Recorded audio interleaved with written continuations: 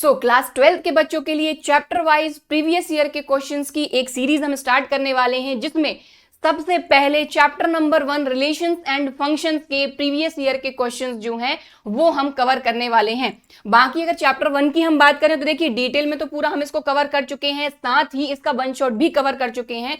तो अगर बहुत ही कम समय में इसके कॉन्सेप्ट आपको समझना है तो जो वन शॉट के वीडियो की लिंक है ये मैं डिस्क्रिप्शन बॉक्स में मेंशन कर दूंगी, तो आप आराम से फटाफट से इसके कॉन्सेप्ट्स को समझ सकते हैं। बाकी प्रीवियस ईयर के जो क्वेश्चंस हैं उनको हम स्टार्ट करते हैं, तो क्लास को शुरू करेंगे। बाकी हेलो एवरीवन, मैं हूं प्रियंका और आज की क्लास में हम करने वाले हैं chapter number 1 relations and functions के प्रीवियस ईयर के क्वेश्चन। तो क्लास को शुरू करते हैं। तो देखिए सबसे पहले हमने जो क्वेश्चन लिया उसमें क्या बोला जा रहा है, ये यहाँ पर 2010 और 18 में पूछा गया। और अगर हम बात करें ना तो इस तरीके के क्वेश्चन पूछे जाते हैं, बस कुछ नंबर या कुछ चीजें चेंज कर दी जाती हैं, कॉन्सेप्ट यही रहेगा। ओके चलिए, सो क्वेश्चन नंबर 1 में क्या बोला जा रहा है, let A equal to X belongs to Z. तो कैपिटल जेड क्या होता है, अपना इंटीजर, और x जो है ये कहां से कहां तक है, 0 से लेके 12 तक। कहने का मतलब x की वैल्यू 0 से लेके 12 तक है, और सीधी सी बात है x जो है वो अपना क्या है, इंटीजर है। हमको क्या शो करना है, show that r equal to A B. अब a और b में जो भी रिलेशन रहेगा वो कैसा रिलेशन होगा कि modulus a minus B is a multiple of 4। ये रिलेशन अपना डिफाइन है यहां पर, is reflexive, symmetric and transitive. हमको यहां पर शो करना है कि ये जो रिलेशन अपने को दिया गया है ये रिफ्लेक्सिव भी है, सिमेट्रिक भी है और ट्रांजिटिव भी है। आगे जो पूछा गया उसको देखेंगे अपन बाद में। सबसे पहले अपन इसको देखते हैं कि ये रिफ्लेक्सिव, सिमेट्रिक, ट्रांजिटिव है या फिर नहीं।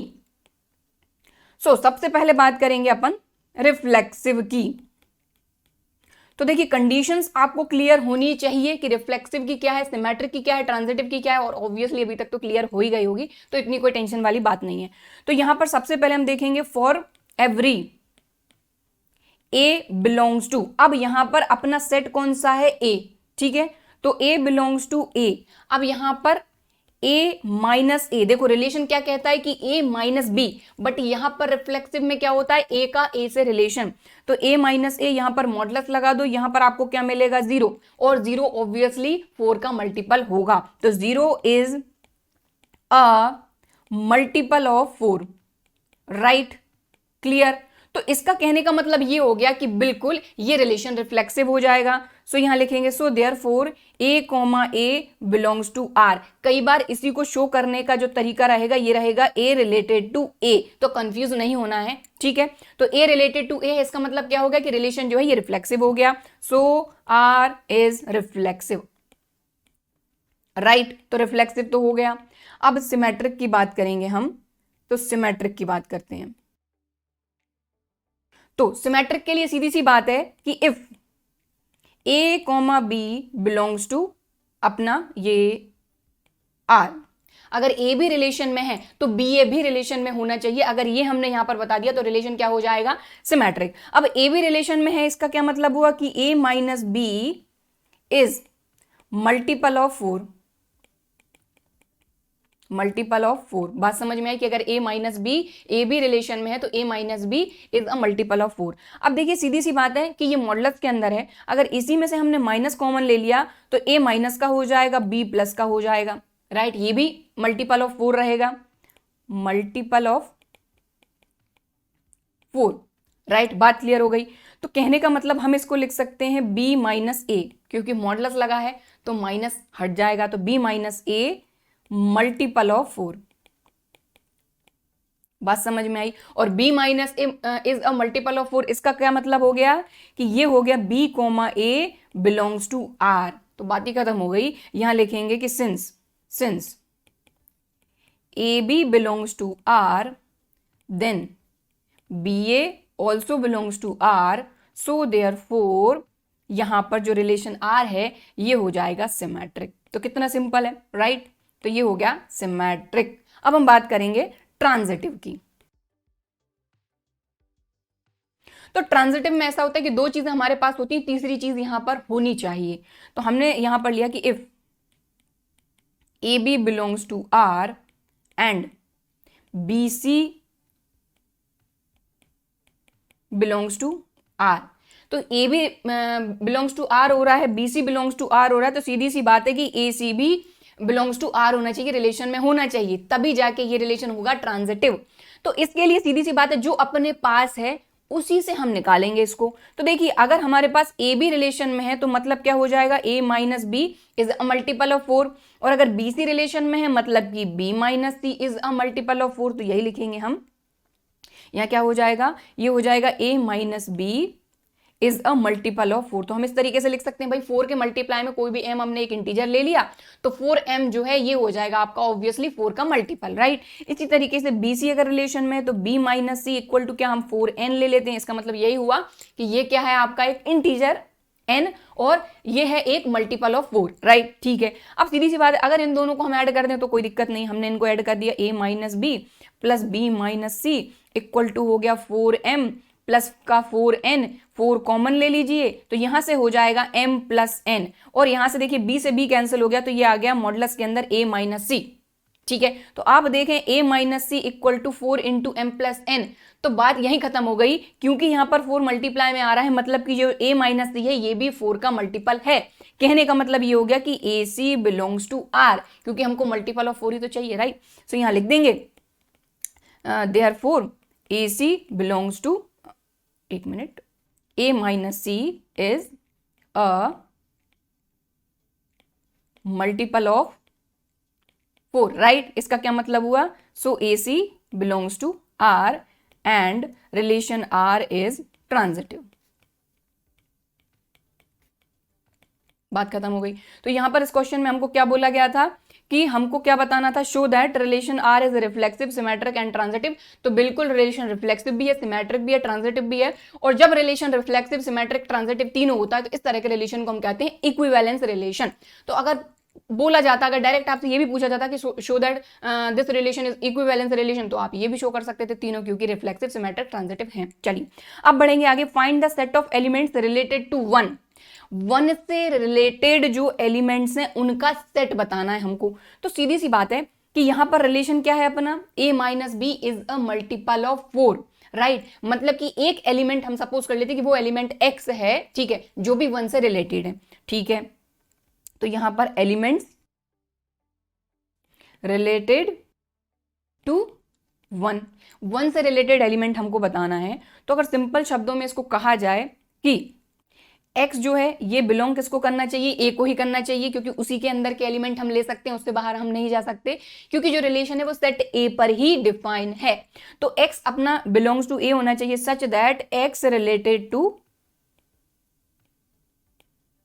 1, x का रिलेशन 1 से होना चाहिए। लेकिन रिलेशन क्या कहता है यहां पर क्लियरली कि x बिलोंग्स टू a तो ठीक है, लेकिन x माइनस 1 मॉडुलस के अंदर is a multiple of 4, is a multiple of 4, right. बात समझ में आ गई।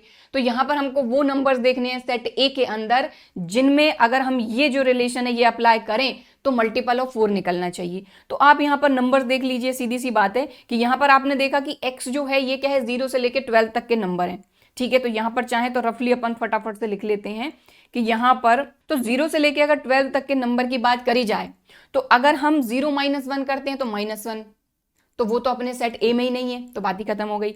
अगर 0 के बाद 1 करते हैं तो 1 माइनस 1, 0 आ रहा है तो 0 बिल्कुल मल्टीपल ऑफ 4 है, तो 1 अपने को मिल गया। 2 माइनस 1 करोगे तब भी नहीं मिलेगा, 3 माइनस 1 करोगे, 4 माइनस 1 करोगे, 5 माइनस 1 करते हो तो 5 माइनस 1 कितना होता है, 4 ऑब्वियसली 4 का मल्टीपल है, ठीक है। इधर 4 नहीं, अपना 5 लिखेंगे, क्योंकि 5 माइनस 1 करने पर ही 4 आ रहा है, ठीक है।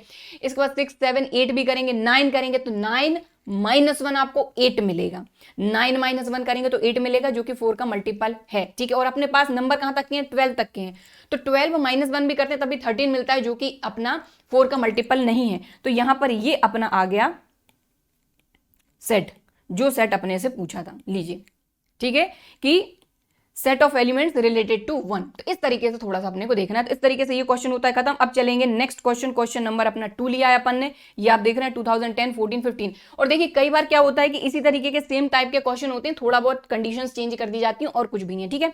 तो इस क्वेश्चन की अगर हम बात करें तो क्या बोला जा रहा है, show that the relation R on N cross N. और देखिए एक चीज का ध्यान दें, इस तरीके के क्वेश्चन जो है इनको तो आप बिल्कुल अच्छे से कर लीजिएगा, क्योंकि इस तरीके के क्वेश्चन जनरली पूछे ही जाते हैं, ठीक है, यानी थोड़ा बहुत चेंज कर दिया जाता है, सेम टू सेम यही नहीं बोलेंगे कि सेम टू सेम यही क्वेश्चन चिपका दें, कई बार सेम टू सेम आ भी जाता है, लेकिन कई बार क्या होता है थोड़ा सा चेंजेस कर दिए जाते हैं। ठीक है, तो क्या बोला जा रहा है कि show that the relation R on N cross N. देखिए अभी तक हम सिंपल क्वेश्चन कर रहे थे कि कोई रिलेशन जो है किसी सेट पर डिफाइन है, एन पर डिफाइन है, लेकिन यहाँ पर कार्टेशियन प्रोडक्ट पर ही अपना रिलेशन डिफाइन है।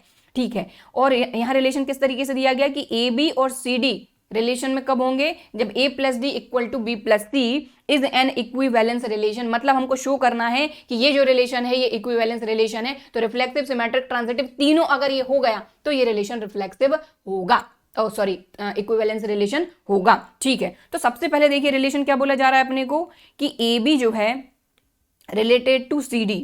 अब देखो ये लिखने का तरीका चेंज हो गया, आप इसको इस तरीके से भी लिख सकते हो कि A B C D belongs to R, लेकिन एक अगर सिंपल जैसे A comma B belongs to R रहता है ना, थोड़ा आसान रहता है, क्योंकि यहाँ पर एक एलिमेंट ये एक एलिमेंट ये, लेकिन यहाँ पर ये पूरा एक एलिमेंट की तरह काम कर रहा है, इसलिए लिखने में थोड़ी दिक्कत आती है, इसलिए हम इसी तरीके से इसको शो करेंगे। तो A B related to C D if and only if. Condition क्या है कि A plus D equal to B plus C. अब इसको थोड़ा सा समझना कि जब यहां से आपको इधर जाना है, ठीक है, कई बार ऐसा होगा आप कंफ्यूज होंगे, इसलिए इस चीज को ध्यान से समझो कि जब आपको ये अगर ऑर्डर्ड पेयर दिए हुए हैं, ठीक है, एलिमेंट दिए हुए हैं और इधर जाना है तो कैसे जाओगे। तो आप देखो a प्लस डी, तो a प्लस डी यानी इसका पहला इसका आखिरी, समझ गए बात को। तो यहां पर आप इस तरीके से बना लो चाहो तो कि a प्लस डी, एरो बना दिया मैंने, आपको इस तरीके से बनाना नहीं है बट हम समझने के लिए कर रहे हैं, राइट।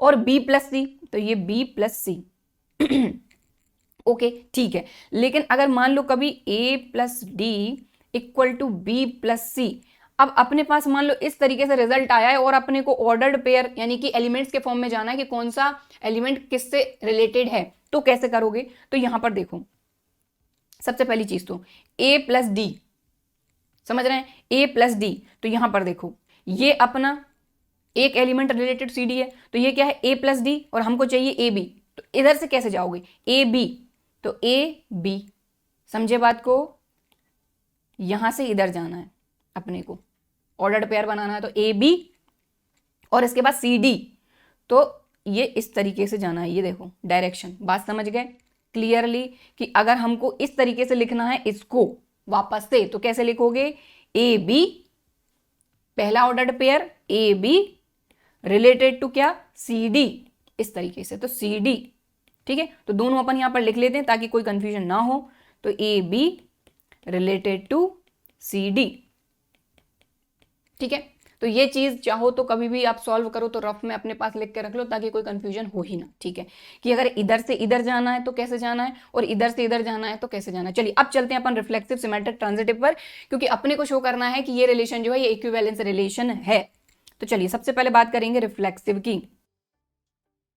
राइट। रिफ्लेक्सिव तो for every a comma B belongs to n cross n, ठीक है। अब a कॉमा बी जो है ये अपना एक एलिमेंट है, इसी का इसी से रिलेशन अगर यहां पर प्रूव हो जाता है तो अपना काम ही खत्म हो गया। तो सीधी सी बात इसको अपन लिख सकते हैं a plus B equal to B plus A. बात समझे क्या, अगर हमको A B related to A B लाना है तो ये हो जाएगा a plus B equal to B plus A. कैसे, देखो जरा, a प्लस बी और b प्लस ए, बात समझ गया, यहां से यहां जाना है तो आ गया, ठीक है। तो क्योंकि सीधी सी बात है अगर a प्लस बी है तो इसको अपन b प्लस ए लिख सकते हैं ना, तो हमने क्या किया a प्लस बी को b प्लस ए लिख दिया, भाई प्लस में ही तो है तो a प्लस बी लिख लो चाहे b प्लस ए लिख लो, रिजल्ट तो सेम ही आना है, तो हम इसको लिख सकते हैं बिल्कुल। So therefore A B related to A B, ठीक है। सो आर इज रिफ्लेक्सिव, ठीक है ना, ए बी का रिलेशन ए बी से है, सेम एलिमेंट का सेम एलिमेंट से रिलेशन है तो रिलेशन रिफ्लेक्सिव हो जाएगा। चलिए अब बात करेंगे हम सिमेट्रिक की, क्योंकि हमको इस रिलेशन को शो करना है कि ये जो रिलेशन है ये क्या है, इक्विवेलेंस रिलेशन है। तो यहां लिखेंगे if A B related to C D, अगर ए बी सी डी से रिलेटेड है तो सी डी ए बी से रिलेटेड अगर होता है, उसी कंडीशन में हम कह सकते हैं कि ये रिलेशन हो जाएगा आपका सिमेट्रिक, ठीक है। तो ए बी अगर सी डी से रिलेटेड है, इसका क्या मतलब हुआ, A plus D equal to A plus D equal to B plus C, हम बिल्कुल लिख सकते हैं क्योंकि देखो क्लियर अपने पास रिलेशन में है कि A B related to C D अगर है तो ये हो जाएगा a plus D equal to B plus C. ठीक है, अब इसी से हमको लाना है कि C D related to A B, इसका जस्ट उल्टा, सिमेट्री, सीधी सी बात है। तो क्या आप देखिए, ये जो b प्लस सी है इसको हम इस तरफ लिख सकते हैं और a प्लस डी को इस तरफ लिख सकते हैं। भाई एक माइनस साइन लगेगा, दोनों तरफ से माइनस साइन कैंसिल हो जाएगा। ठीक है, तो बिल्कुल लिख सकते हैं। तो हमने यहाँ पर लिख लिया b प्लस सी और यहाँ पर लिख दिया a प्लस डी, कोई दिक्कत नहीं है, सिंपल, ओके। ठीक है, अब b प्लस सी को क्या हम c प्लस बी लिख सकते हैं? बिल्कुल लिख सकते हैं, क्योंकि प्लस में है। a प्लस डी को क्या d प्लस ए लिख सकते हैं? बिल्कुल लिख सकते हैं। अब यहां से आप देख लो, अब यहां से आपका काम बन गया, ये बन गया आपका इस तरीके से सी डी, राइट, और ए बी। समझ गया ना बात को? भाई ये b plus C a plus D को अपन ने चेंज करके लिख लिया, b प्लस सी को c प्लस बी लिख लिया, a प्लस डी को d प्लस ए लिख लिया। अब हमको चाहिए ऑर्डर्ड पेयर, क्या सी डी ए बी से रिलेटेड है या नहीं। तो ये वही कंडीशन बन गई जिसमें सी डी ए बी से रिलेटेड हो गई होगा। तो आप देखो C D related to A B, बस काम खत्म। तो इस तरीके से लिखेंगे C D related to A B. चाहो तो यहां पर एरो आप बना सकते हो समझने के लिए, C D related to A B. Okay, clear. तो इस तरीके से सी डी अगर ए बी अगर सी डी से रिलेटेड है तो सी डी भी ए बी से रिलेटेड है, मतलब जो रिलेशन है ये हो गया symmetric. So therefore R is symmetric. ठीक है, अब ट्रांजिटिव की बात करते हैं। तो ट्रांजिटिव की बात करते हैं तो देखिए यहां पर दो चीजें अपने पास रहेंगी। क्या रहेंगी कि ए बी जो है ये रिलेटेड है सी डी से। ठीक है, तो इसका क्या मतलब हो गया, A plus D equal to B plus C, right, A plus D equal to B plus C, clear. ठीक है, अब दो चीजें हैं, तो ए बी सी डी से रिलेटेड है तो सी डी ई एफ से रिलेटेड होगा, एंड, या फिर यहीं लिख देते हैं अपन, and C D related to E F. तो इसका क्या मतलब हो जाएगा अपना, सी प्लस एफ, एक minute, C plus F equal to C plus F equal to D plus E. बात समझ गए? देखो अपने पास दो चीजें हैं कि ट्रांजिटिव में दो चीजें रहेंगी, ए बी सी डी से रिलेटेड है, सी डी ई एफ से रिलेटेड है। तो हमको क्या बताना है कि ए बी ई एफ से रिलेटेड है, उस कंडीशन में रिलेशन जो है ये ट्रांजिटिव होगा, राइट, बात समझ गए? तो हमको शो करना है कि ए बी ई एफ से रिलेटेड है तभी जाकर रिलेशन ट्रांजिटिव होगा, और रिफ्लेक्सिव, सिमेट्रिक, ट्रांजिटिव ये तीन होंगे तभी इक्विवेलेंस होगा। तो सीधी सी बात है, ये दो चीजें अपने पास हैं। ठीक है, तो हम क्या करते हैं, इनको ऐड कर लेते हैं। इसको दे दो आप फर्स्ट, इसको दे दो आप सेकंड, और फर्स्ट और सेकंड को आप ऐड कर दो। ऐड करेंगे तो एलएचएस में एलएचएस, आरएचएस में आरएचएस ऐड होगा। A plus D plus C plus F equal to B plus C, एक minute, B plus C plus D plus E. तो देखो डी, सी से डी, सी कैंसिल हो गया, बचा क्या, A plus F equal to B plus E. और यहां से खुद क्लियर देखिए आप कि A B related to E F, इस तरीके से चलता है ना, A B related to E F, तो बात ही खत्म हुई। लीजिए, तो यहां लिख देंगे A B related to E F. तो यही तो शो करना था हमको कि भाई अगर ए बी सी डी से रिलेटेड है, सी डी ई एफ से रिलेटेड है, तो ए बी ई एफ से रिलेटेड होना चाहिए। तो ए बी ई एफ से रिलेटेड है, यहां पर हमने शो कर दिया, मतलब जो रिलेशन है ये ट्रांजिटिव है। So therefore R is transitive, right. और रिलेशन रिफ्लेक्सिव, सिमेट्रिक, ट्रांजिटिव तीनों हैं, इसलिए ये रिलेशन इक्विवेलेंस रिलेशन हो जाएगा। तो यहां लिखेंगे कि सिंस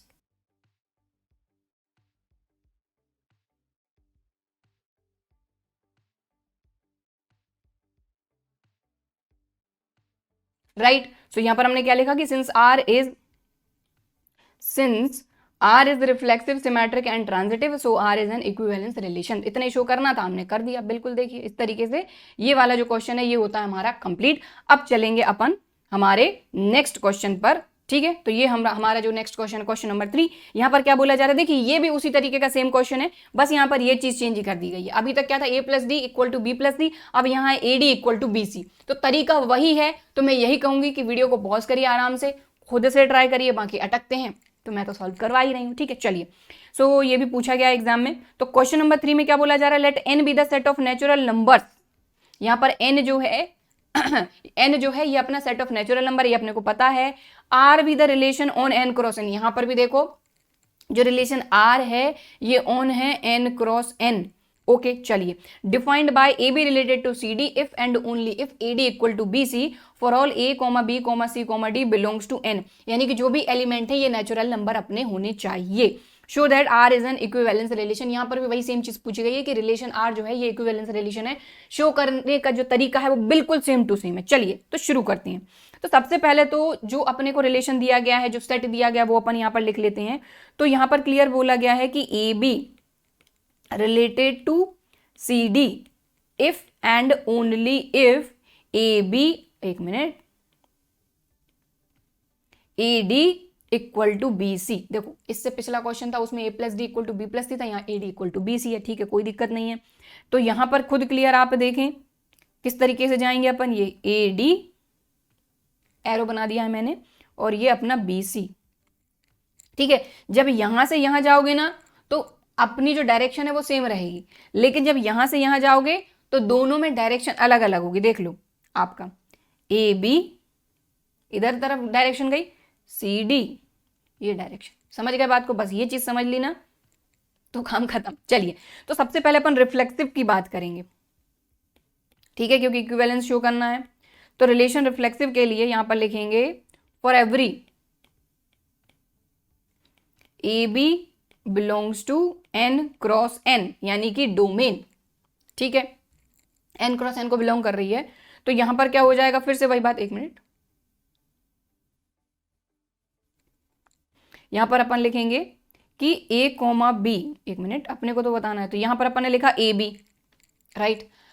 अब क्योंकि यहां पर जो रिलेशन है उसमें क्या है, A B equal to A D equal to अपना बी सी। ठीक है, तो अपने को मल्टीप्लाई में लिखना है। तो अगर अपन ने ए बी लिखा तो क्या ए बी को हम बी ए नहीं लिख सकते?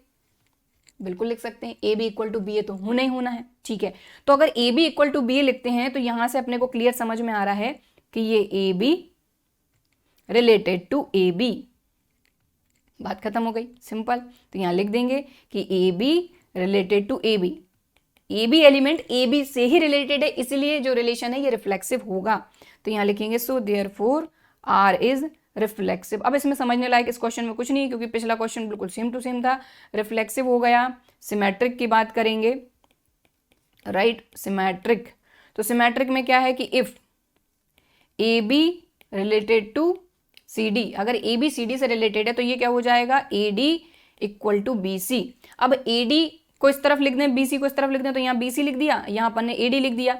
अब बी सी को सी भी लिख सकते हैं क्या? बिल्कुल लिख सकते हैं। तो यहाँ हमने सी भी लिख दिया। ए डी को हम डी लिख सकते हैं क्या? बिल्कुल लिख दिया। अब यहाँ पर देख लो आप, क्लियरली आपको दिख रहा है कि ये क्या हो जाएगा आपका, C D related to A B. काम खत्म। ठीक है, तो इस तरीके से यहाँ लिख देंगे कि C D related to A B. तो बात ही खत्म हो गई कि अगर ए बी सी डी से रिलेटेड है तो सी डी भी ए बी से, एक मिनट, ए बी से रिलेटेड है, तो इस कंडीशन में जो रिलेशन है ये सिमेट्रिक हो जाएगा। तो लिख देंगे सो आर इज सिमेट्रिक। खत्म। इस क्वेश्चन में तो कुछ ज्यादा था ही नहीं, पिछले क्वेश्चन जैसा सिमेट्रिक हो गया। अब ट्रांजिटिव की बात करते हैं फटाफट से।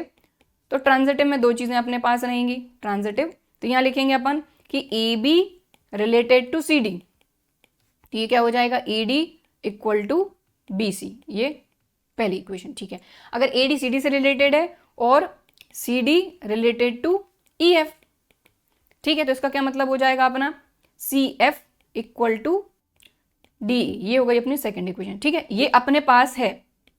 ठीक है, समझ में आ रही बात कि we have this and this, then अपने को शो करना है कि A B related to E F, तो कर देंगे। तो देखो यहां पर क्या है, अपन क्या करेंगे कि इसका इसमें मल्टीप्लाई और इसका इसमें मल्टीप्लाई कर देते हैं। ठीक है, तो कोई दिक्कत नहीं है। तो यहाँ पर अपन ने क्या लिखा, ए डी, या फिर इसको अपन थोड़ा सा कलर चेंज करके लिखते हैं, तो ये हो जाएगा A D into C F equal to B C into D E. तो हम इस तरीके से लिख सकते हैं A D C F equal to B C D E. तो देखो सी से सी कैंसिल, डी से डी कैंसिल, ये आ गया A F equal to B E. और खुद यहाँ से क्लियर आप देखिए, ये हो जाएगा आपका A B related to E F. बात खत्म, सिंपल। तो यहां लिख देंगे कि A B related to E F.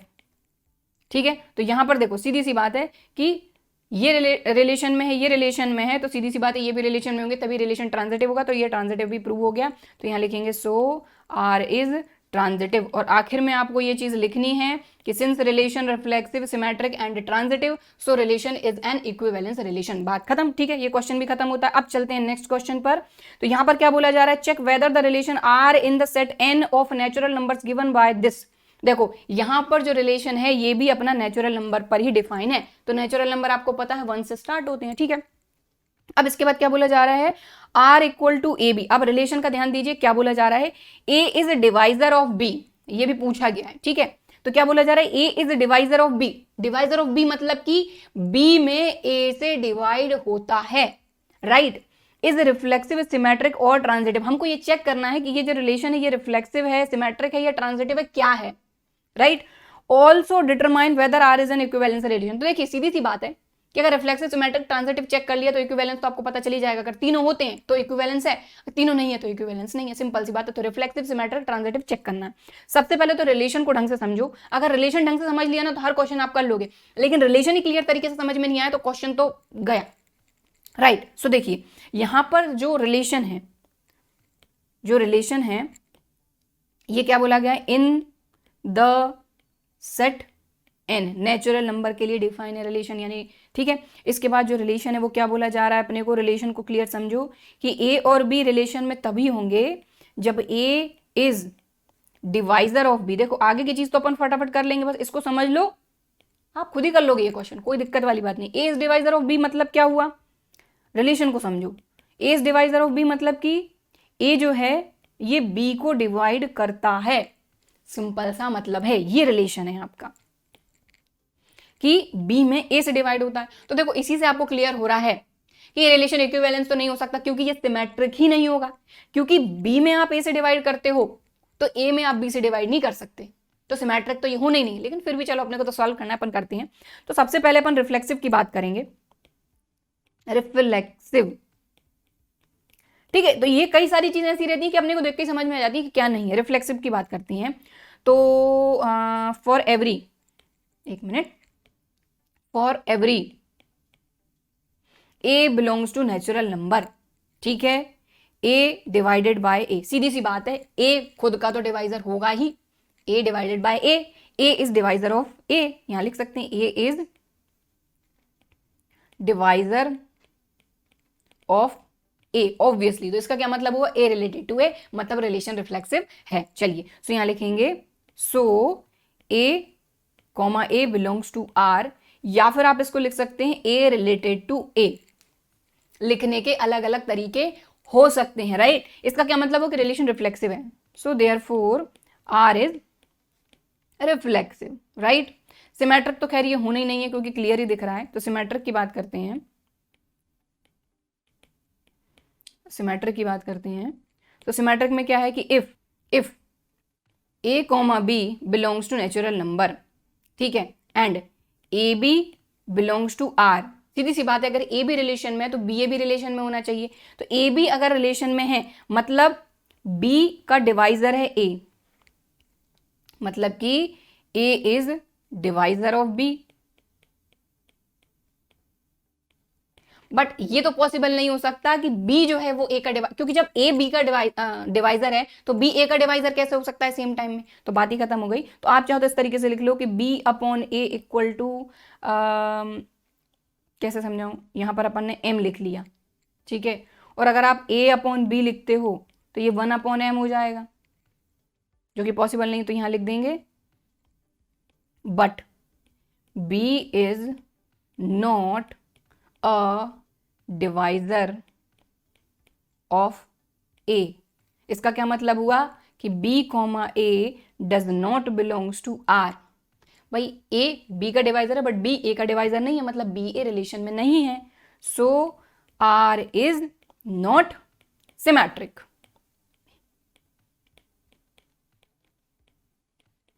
तो रिलेशन रिफ्लेक्सिव तो था, सिमेट्रिक नहीं है, तो इक्विवेलेंस का जो काम है वो यहीं खत्म हो गया, ठीक है। चलो अब ट्रांजिटिव की बात करेंगे।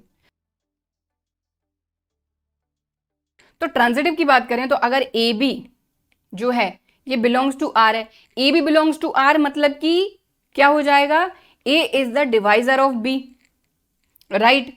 और A B belongs to R है, बी सी भी बिलोंग्स टू आर है, क्योंकि ट्रांजिटिव में दो चीजें अपने पास होती हैं, एंड दिस। तो इसका क्या मतलब हो गया कि B is the divisor of C। ठीक है, अब इसको अपन ने ले लिया M और इसको अपन ने ले लिया N।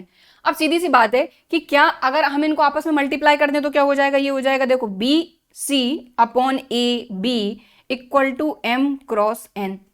B से B कैंसिल हो गया, ये क्या आ गया C upon A equal to M cross N। तो इसका क्या मतलब हो गया यहां पर कि A is the divisor of C, बात ही खत्म हो गई। ठीक है, कि अगर AB जो है ये रिलेटेड टू R है, बात समझ रहे हैं, एक minute, AB belongs to R है, BC बिलोंग्स टू R है, तो सीधी सी बात है यहां पर AC भी बिलोंग्स टू R होना चाहिए, तभी ट्रांजिटिव होगा। और यहां पर देखो क्लियर आ गया कि A is the divisor of C, मतलब AC बिलोंग्स टू R। सो यहां लिख देंगे सो AC बिलोंग्स टू R, और AC बिलोंग्स टू R मतलब कि A is the divisor of C, तो ये ट्रांजिटिव हो गया। ठीक है, एक मिनट, ट्रांजिटिव। ठीक है, तो रिलेशन क्या हो गया, रिफ्लेक्सिव हुआ, सिमेट्रिक नहीं हुआ, ट्रांजिटिव हुआ, तो इसीलिए ये रिलेशन इक्विवेलेंस रिलेशन नहीं होगा। तो यहां पर आपको लिखना पड़ेगा कि since relation is not symmetric so therefore R is not an equivalence relation. Okay, तो इस तरीके से ये वाला जो क्वेश्चन है अपना खत्म होता है। ठीक है, बात समझ में आ गई, ये रिफ्लेक्सिव था, क्लियर, बट सिमेट्रिक ये नहीं था, सिमेट्रिक नहीं था, इसलिए ये रिलेशन जो है ये इक्विवेलेंस नहीं रहेगा, बाकी ट्रांजिटिव भी ये था। ठीक है, चलो बढ़ते हैं अपने अगले क्वेश्चन, क्वेश्चन नंबर 5 पर। क्या बोला जा रहा है, check if the relation R in the set R. अब देखो यहां पर ये जो आर है ये रिलेशन को शो कर रहा है, और ये वाला जो आर है ये रियल नंबर्स को शो कर रहा है। ठीक है, set of all real numbers, तो यहां पर है ये R of real numbers defined as R equal to A comma B. ध्यान दो, ए और बी रिलेशन में तभी होंगे जब ए बी से छोटा होगा, और हमसे पूछा है इज सिमेट्रिक और ट्रांजिटिव। देखो सिमेट्रिक तो ये कतई नहीं है, क्योंकि अगर ए बी से छोटा है तो बी ए से छोटा हो ही नहीं सकता, तो सिमेट्रिक तो ये है ही नहीं। ट्रांजिटिव चेक कर लेते हैं, देखो डायरेक्ट अगर चेक करना चाहें तो ए अगर बी से छोटा है, बी अगर सी से छोटा है, तो सीधी सी बात है इन दोनों कंडीशन से निकलता है कि A is less than C, transitive तो ये होगा। तो इस तरीके से अपन ने फटाफट से चेक कर लिया। अब सिस्टमैटिक थोड़ा सा कर लेते हैं। चलिए, तो सबसे पहले बात करेंगे अपना रिलेशन क्या है अपना यहाँ पर, कि ए बी रिलेशन में तभी होंगे जब ए इज लेस देन बी। हमको सिर्फ चेक करना है किसको, सिमेट्रिक को और ट्रांजिटिव को। तो सिमेट्रिक तो ये है ही नहीं, ये तो अपन ने फटाफट चेक कर ही लिया, बट लिखने का जो तरीका है वो अपने को आना चाहिए। यहां पर लिखेंगे if A comma B belongs to R, इसका मतलब क्या हुआ, A is less than B. अब ए अगर बी से छोटा तो बी तो बिल्कुल ए से छोटा नहीं हो सकता, तो यहां लिख देंगे but B is not less than A, so therefore यहां पर क्या हो जाएगा, देन यहां पर B comma A does not belongs to R, so therefore यहां पर अपन लिख देंगे कि आर इज नॉट सिमेट्रिक। तो रिलेशन सिमेट्रिक तो नहीं है।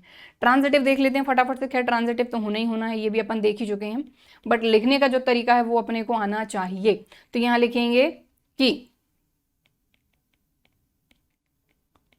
वी हैव क्या, A B belongs to R, B C belongs to R, ये दो चीजें अपने पास हैं। ए बी और बी सी रिलेशन में है तो ए सी भी रिलेशन में होना चाहिए, तभी ट्रांजिटिव है। अब ए बी रिलेशन में इसका क्या मतलब हुआ, A is less than B, B C relation में है मतलब B is less than C. ये पहली इक्वेशन, ये दूसरी equation, from first and second, from first and second, A B से छोटा है और बी सी से छोटा है, तो ऑब्वियसली ए तो सी से छोटा होना ही है।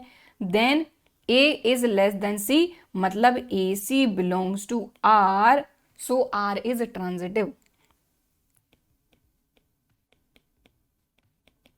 बात ही खत्म हो गई, सिंपल क्वेश्चन था।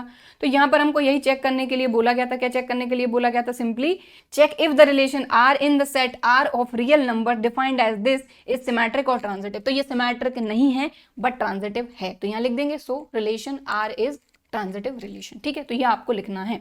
चलिए चलते हैं अपने अगले क्वेश्चन पर, क्वेश्चन नंबर 6, नेक्स्ट क्वेश्चन अपना। तो देखिए ये क्वेश्चन जो है इसमें क्या बोला जा रहा है, show that the function f such that n to n define है। ठीक है, तो ये अपना डोमेन है, ये अपना कोडोमेन है, डिफाइंड एज दिस, ये फंक्शन है। अगर x ऑड है तो इस फंक्शन का यूज करना है, अगर x इवन है तो इस फंक्शन का यूज करना है। बात क्लियर हो गई। इज 1 1 एंड ऑन टू, हमको शो करना है कि ये फंक्शन 1 1 और ऑन टू है। ठीक है, ये भी एग्जाम में पूछा गया है। तो सबसे पहले अपन 1 1 शो करेंगे, तो 1 1 की बात करते हैं।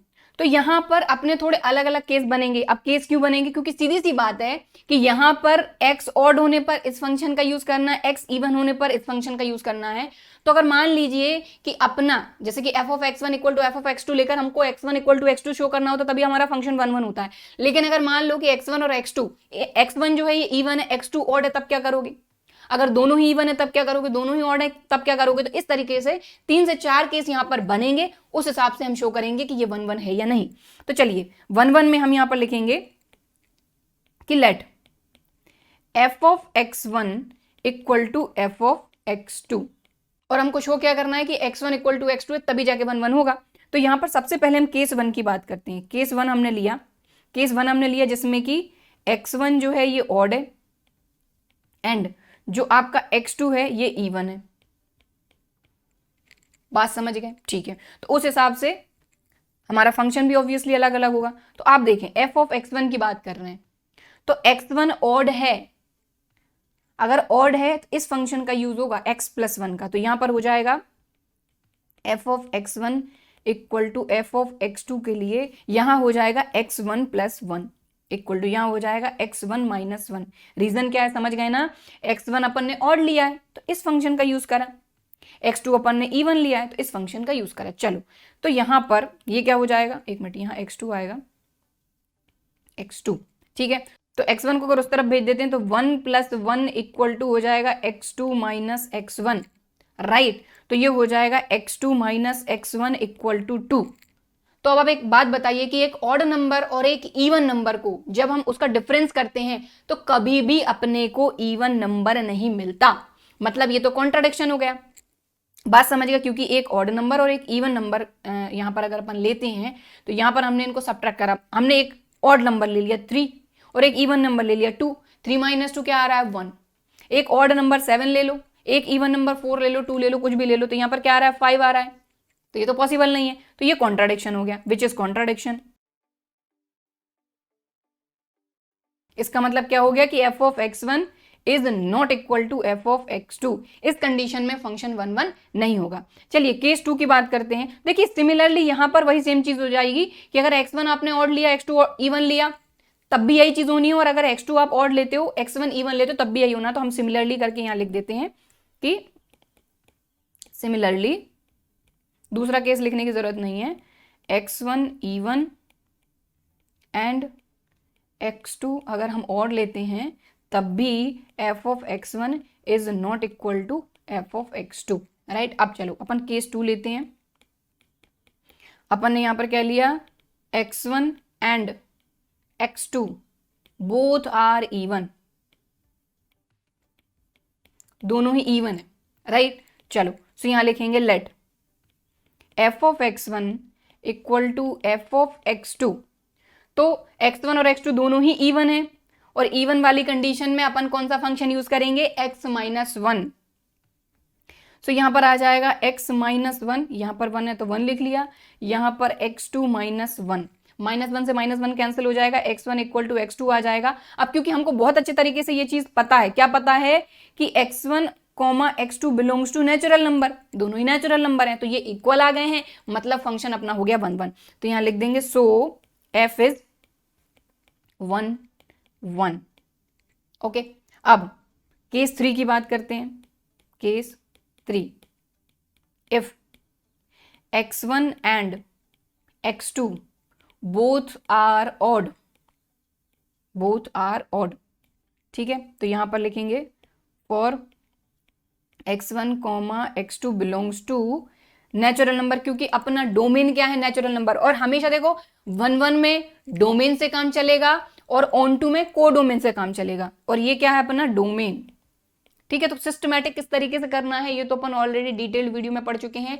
बाकी अपन ने वन शॉट कवर किया था, उसमें भी जो क्वेश्चन किए थे वो भी अपन ने सिस्टमैटिक तरीके से किए थे, ठीक है। तो x1 x2 बिलोंग्स टू अपना नेचुरल नंबर जो कि अपना डोमेन है, ठीक है।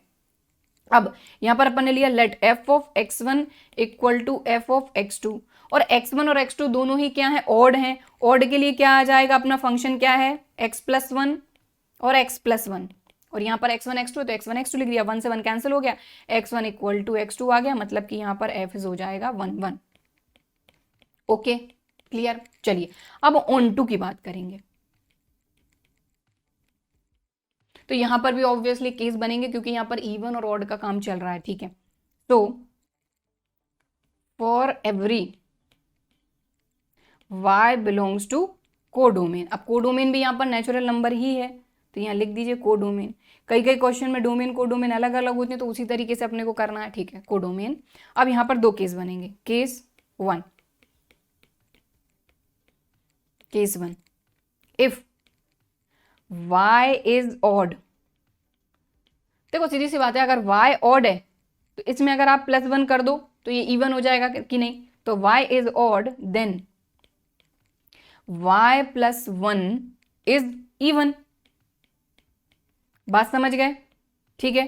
तो f ऑफ y + 1 क्या होगा, क्योंकि y + 1 इवन है, तो इवन के हिसाब से अपन फंक्शन देखेंगे। तो ध्यान दो, कहाँ है अपना फंक्शन, ये रहा। तो इवन के लिए फंक्शन क्या है, x - 1, राइट। तो यहां पर अपन ने फंक्शन अपन लिखेंगे x - 1, लेकिन यहां पर आप देख रहे हैं x की जगह पे है y + 1, तो x की जगह पे हमने लिख दिया y + 1 और -1। बात समझ गए, x की जगह पे हमने क्या लिखा, y + 1 और ये -1 अपना एज इट इज, ठीक है। चलो सो यहां पर अब आप देखोगे ये जब ओपन होगा तो -1 से +1 कैंसिल होके ये आ जाएगा y, ठीक है, मतलब ये ऑब्वियसली ऑन टू है, ठीक है। अब इसके बाद केस 2 अपन यहां लिखते हैं कि इफ y इज इवन, अब सीधी सी बात है, y अगर इवन है, अगर y इवन है तो इसमें से अगर आप माइनस कर दो 1 को तो वो ऑड हो जाएगा कि नहीं। तो if y is even then y - 1 is odd, simple सी बात है। सो f ऑफ y - 1, तो अब ध्यान दो y - 1 ऑड है, ऑड के लिए अपना फंक्शन था x + 1, तो x की जगह पे यहाँ y - 1 आ गया, ठीक है, और +1 अपना ये रहा, और 1 से 1 कैंसिल होके ये आ जाएगा y, जो कि बिलोंग कर रहा है नेचुरल नंबर को। ओके, तो इस तरीके से यहां लिखेंगे, सो f इज ऑन टू, बात खत्म हो गई, ठीक है। इस तरीके से क्वेश्चंस को करना है। अब देखिए इन क्वेश्चंस को भी करने के थोड़े थोड़े अलग अलग तरीके हो सकते हैं, बट कॉन्सेप्ट तो वही रहना है, राइट। तो इस तरीके से ये फंक्शन हमने 1 1 भी शो कर दिया और ऑन टू भी शो कर दिया। चलिए अब चलेंगे हम हमारे नेक्स्ट क्वेश्चन पर। सो नेक्स्ट क्वेश्चन अपना लेते हैं। तो यहाँ पर नेक्स्ट क्वेश्चन क्या बोला जा रहा है, लेट a = r - 3, r - 3 मतलब कि सारे के सारे real number except 3, B set जो है ये सारे के सारे रियल नंबर एक्सेप्ट 1, और जो फंक्शन है ये डिफाइन है a to b। तो बात को समझिएगा, जो a है हमारा ये डोमेन है, b है हमारा कोडोमेन, राइट। तो यहां पर डोमेन कोडोमेन अलग अलग है, और फंक्शन इस तरीके से डिफाइन है कि x - 2 अपॉन x - 3। तो x - 2 अपॉन x - 3, तो सीधी सी बात है यहाँ पर जो x - 3 यानी x3 नहीं होना चाहिए, ठीक है। For all x belongs to a show that f is 1 1 and onto. तो हमको शो करना है कि फंक्शन 1 1 है, ऑन टू है। करते हैं स्टार्ट। चलिए सबसे पहले 1 1 की बात करेंगे। 1 1 for every x1, x2 belongs to अपना डोमेन, डोमेन है a, ध्यान दीजिए डोमेन a क्या है अपना डोमेन, 1 1 में डोमेन से काम चलता है। For every x1, x2 belongs to a, क्योंकि अपना a क्या है देख रहे हैं डोमेन, ठीक है। If f of x1 equal to f of x2 और x1 इक्वल टू x2 अगर ले आए तो फंक्शन 1 1 हो जाएगा, ठीक है। तो फंक्शन क्या है, x - 2 upon x - 3, x - 2 upon x - 3, but क्योंकि यहां पर 1 है तो यहां 1 लगा दो, इक्वल टू यहां हो जाएगा x2 - 2 अपॉन x2 - 3। थोड़ा सा सॉल्व कर लेते हैं इसको, क्रॉस मल्टीप्लाई करेंगे, ध्यान दो क्रॉस मल्टीप्लाई करेंगे तो फटाफट से x1 का इसमें करेंगे x2 में, तो ये हो जाएगा x1 x2 minus 3x1 minus का 2x2 minus minus plus 2 3 6 equal to x2 x1 इधर करेंगे तो ये हो जाएगा x1 x2 माइनस का 2x1, इसके बाद 3 का करेंगे तो ये हो जाएगा माइनस का 3x2 minus minus plus 3 2 6। Okay, बात क्लियर हो गई।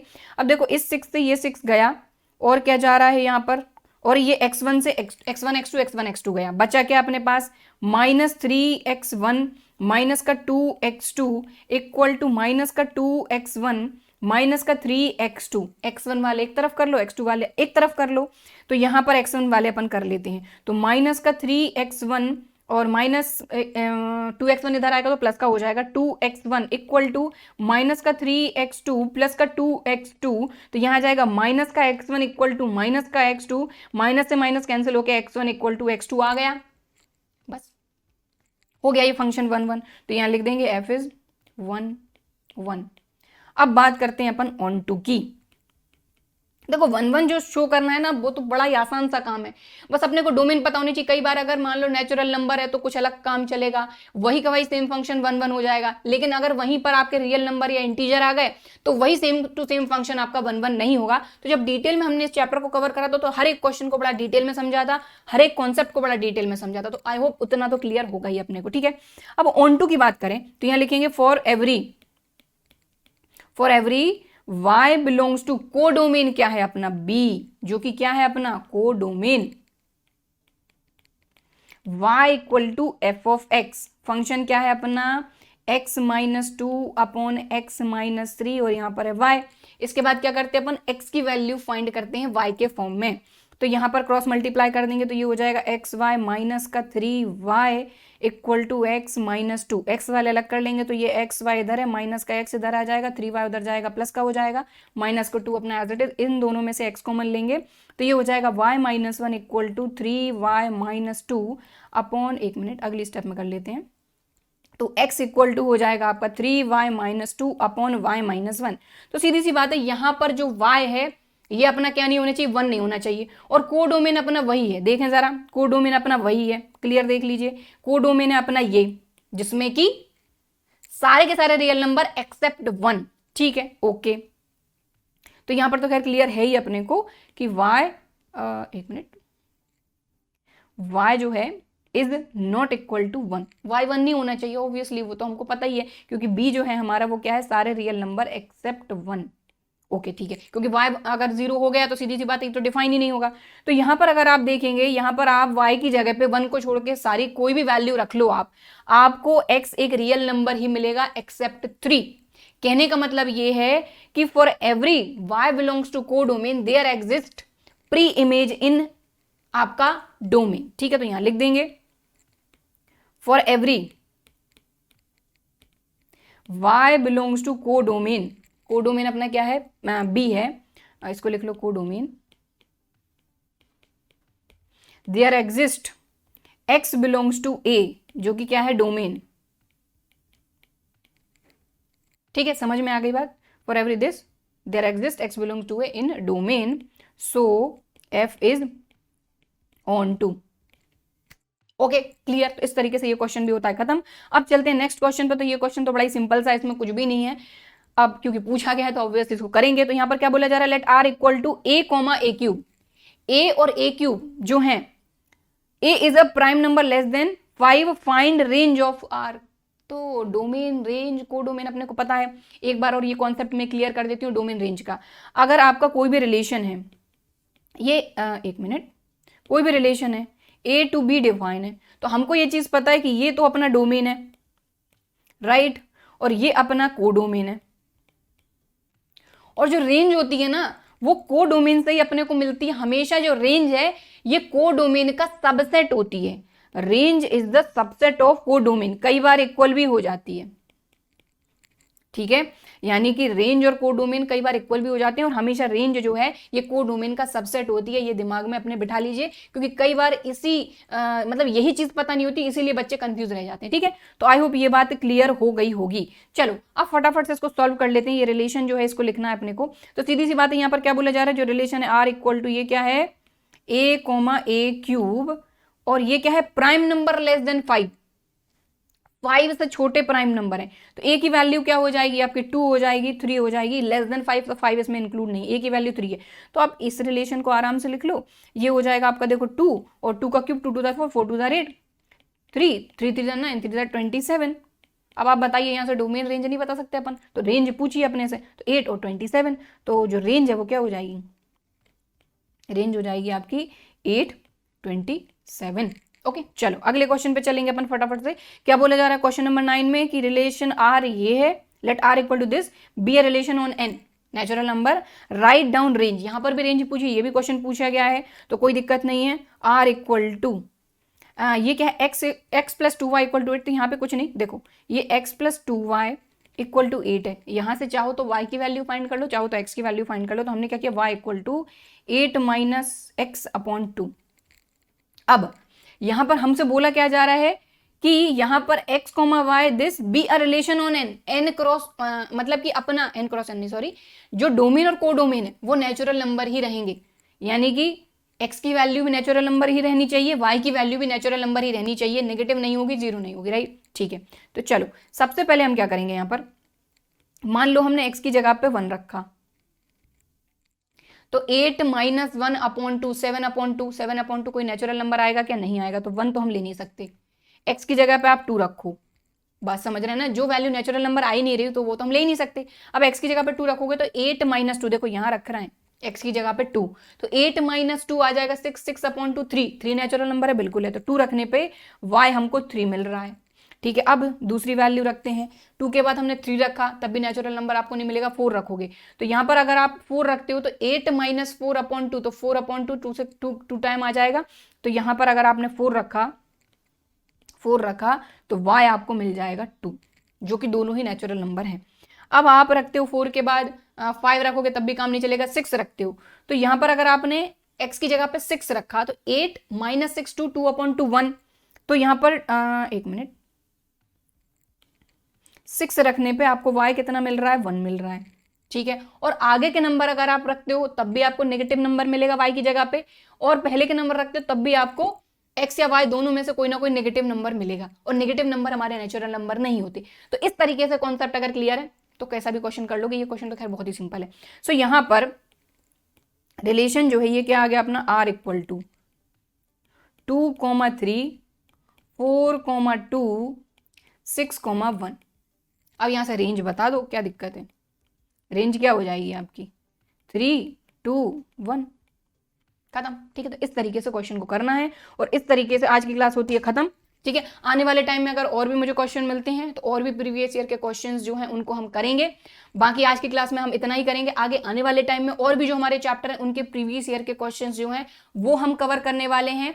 साथ ही देखिए वन शॉट हमारे कवर हो चुके हैं, डिस्क्रिप्शन बॉक्स में वन शॉट की जो प्लेलिस्ट की लिंक है वो मैं मेंशन कर दूंगी, तो आप कम समय में किसी भी चैप्टर का रिवीजन कर सकते हैं। कुछ 1 या 2 चैप्टर हैं जिनका वन शॉट कवर नहीं हुआ है, तो प्रीवियस ईयर के क्वेश्चंस के साथ ही हम वन शॉट भी कवर कर लेंगे, ठीक है। सो आई होप कि आज का वीडियो आपको पसंद आया होगा। वीडियो पसंद आया है तो लाइक जरूर करना है, शेयर जरूर करना है, और अगर अभी तक चैनल को सब्सक्राइब नहीं किया है तो आने वाले वीडियोस के लिए सब्सक्राइब जरूर करिए, साथ ही बेल आइकन को जरूर क्लिक करिए ताकि नोटिफिकेशन आपके पास टाइम पर आ जाए, ठीक है। तो चलिए फिर मिलते हैं अगले वीडियो में, तब तक के लिए बाय एंड थैंक यू।